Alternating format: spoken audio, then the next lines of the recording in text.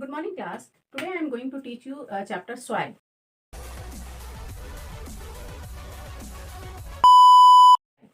तो आज हम लोग soil चैप्टर पढ़ेंगे. उसमें सबसे पहले हम लोग देखेंगे वेदरिंग.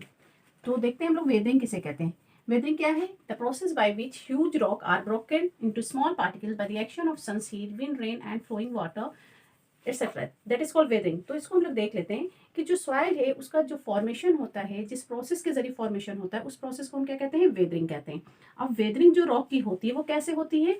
सन की हीट की वजह से, विंड की वजह से, बारिश हो रही, रेन की वजह से, या जो वाटर नदियों में बह रहा है वो रॉक से टकराएगा, चट्टानों से टकराएगा और एज अ रिजल्ट क्या होगा? वो रॉक जो है वो टूटेगा. तो इन सब की वजह से क्या हो रहा है कि जो बड़े रॉक्स हैं, बड़े पत्थर हैं, वो क्या होते हैं? छोटे छोटे रॉक्स में टूटते हैं. फर्दर ये छोटे छोटे रॉक्स और छोटे छोटे पार्टिकल्स में टूट जाते हैं और इस तरह से कई 100 साल में जा करके आपका सॉइल का फॉर्मेशन होता है. ठीक है, बहुत लॉन्ग टाइम में ये सॉइल फॉर्म होता है. तो ये जितनी भी चीज़ें हैं ना, कि हीट है सन की, या विंड है, रेन है, वाटर है, इन सबको हम क्या कहते हैं? एलिमेंट्स ऑफ वेदर कहते हैं. ठीक है, मतलब इनकी वजह से वेदरिंग हो रही है. So that is why we said elements of weather. ठीक है, यहाँ पे मौसम वाला वेदर नहीं लेंगे आप. ओके, अब हम लोग देख लेते हैं कि वेदरिंग की टाइप्स कितने होते हैं. तो there are two types of weathering. पहला है हमारा physical weathering and the second one is chemical weathering. ठीक है, तो जो फिजिकल वेदरिंग होता है ये एक मैकेनिकल प्रोसेस है.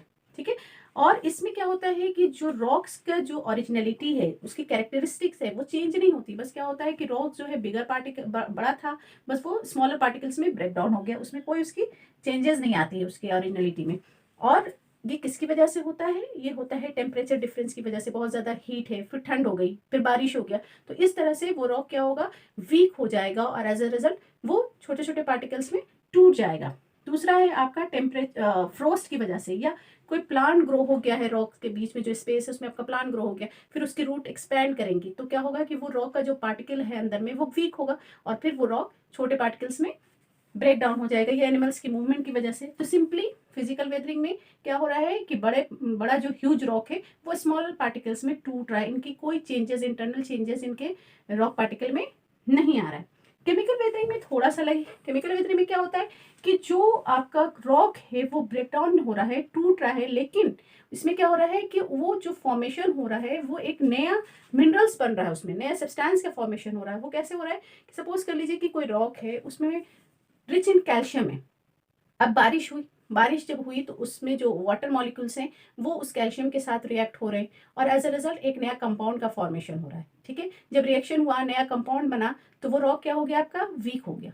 वीक हुआ तो फिर अल्टीमेटली वो ब्रेक डाउन हो गया, टूट गया. जो टूटेगा तो जो फॉर्म होगा वो आपका क्या हुआ? वो एक नया सब्सटेंस के साथ फॉर्मेशन हो रही है उसकी. ठीक है, तो यहाँ पे नए सब्सटेंस का फॉर्मेशन हो रहा है, मतलब जो रॉक का नेचर है वो यहाँ पे क्या हो गया? आपका चेंज हो गया है. ठीक है, तो इस तरह का वेदरिंग जिसमें रॉक का नेचर चेंज हो रहा है, उस वेदरिंग को हम कहते हैं केमिकल वेदरिंग. और इसमें सबसे इंपॉर्टेंट जो एजेंट होता है केमिकल वेदरिंग का, वो होता है आपका वाटर, क्योंकि बेसिकली वाटर के साथ ही रिएक्शन होगा और वो रिएक्ट कर जाएंगे. ऐसे ऑक्सीजन भी होता है और भी है, लेकिन यहाँ पे सबसे इंपॉर्टेंट अभी आपकी जानिए कि वाटर सबसे इंपॉर्टेंट एजेंट है केमिकल वेदरिंग में. क्लियर? अब हम लोग नेक्स्ट टॉपिक देख लेते हैं.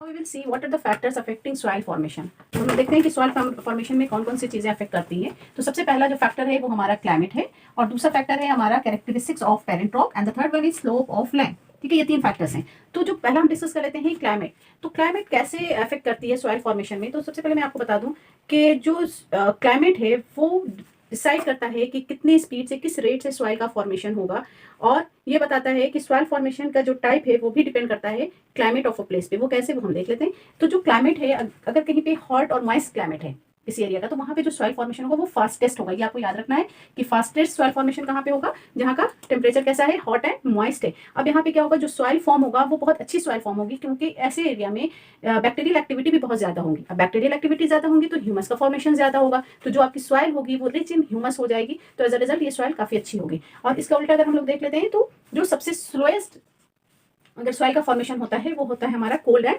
ड्राई क्लाइमेट में. ठीक है, उसके बाद अगर हम बात करते हैं बहुत गर्म जगह, जैसे डेजर्ट एरिया के में अगर सॉइल का फॉर्मेशन होता है, तो वहाँ का जो सॉइल होगा वो कैसा होगा? बहुत कोरस होगा और आपका उसका टेक्सचर बहुत रफ सा होगा. ठीक है, और वहाँ पे क्योंकि वो सॉइल, वहाँ पे बैक्टीरियल एक्टिविटी भी ज्यादा नहीं होगी, तो वो सॉइल बहुत ज्यादा रिच इन ऑर्गेनिक मैटर भी नहीं होगा. ठीक है, तो इस तरह से क्लाइमेट जो है वो हमें बता देता है कि किस तरह के सॉइल बनेगा और कितनी तेजी से सॉइल का फॉर्मेशन होगा। नेक्स्ट हम देखते हैं कैरेक्टरिस्टिक्स ऑफ पेरेंट रॉक। ये बताता है हमें कि what kind of soil is going to be form. अगर आपका जो रॉक है वो कैल्शियम रिच है, सपोज कर लीजिए, तो जो रॉक कैल्शियम रिच है, तो जब वहां पे सॉइल फॉर्म होगा बेटा, तो वहां पे जो सॉइल बनेगी उस सॉइल में कैल्शियम की क्वांटिटी क्या होगी, ज्यादा होगी। बेसिकली जैसा आपका रॉक होगा, जिस जो मिनरल उसमें ज्यादा मौजूद होंगे, सपोज कर लो कि रॉक में ज्यादा आयरन मौजूद है, ठीक है, तो जब पेरेंट रॉक में आयरन ज्यादा मौजूद है, तो जब वो ब्रेक डाउन होगा तो उसके सॉइल में, उसके पार्टिकल्स में क्या मौजूद होगा, आयरन होगा। तो इस तरह से पेरेंट रॉक जो है वो हमें बताता है कि what kind of soil is going to be formed. Next हमारा है स्लोप ऑफ लैंड। तो स्लोप ऑफ लैंड में आप देख लो, आपको पता है कि जो हिली एरियाज होते हैं वो स्लोपी होते हैं। वहां पे क्या होता है कि जो सॉइल का जो लेयर होता है वो बहुत थिन होता है, पतला लेयर होता है। क्यों होता है, क्योंकि अब ऐसे स्लोप बना हुआ है, तो यहाँ से जो भी वाटर जाएगा, ये सारे यहाँ पर की जो डिपोजिशन है वो बहुत कम होगी सॉइल की, वो बहती जाएगी, या हवा चलेगी उससे भी वो सॉइल वहां से हट जाएगी। तो इस तरह से हिली एरियाज में जो सॉइल की लेयरिंग होती है वो बहुत थिन होती है, पतली होती है। लेकिन उसका उल्टा अगर हम प्लेन एरिया में देखें, तो वहां पे जो प्लेन एरिया ऐसा है आपका, तो वहां पे जो सॉइल की डिपोजिशन होगी वो ज्यादा होगी, वहां पे thick layer of soil will be formed. ठीक है, तो ये हमारा आज का टॉपिक कंप्लीट हो गया। अब हम लोग नेक्स्ट क्लास में नेक्स्ट टॉपिक देखेंगे, वो है आपका soil profile, composition of soil and other all next topic. ठीक है, अब till then take care, bye.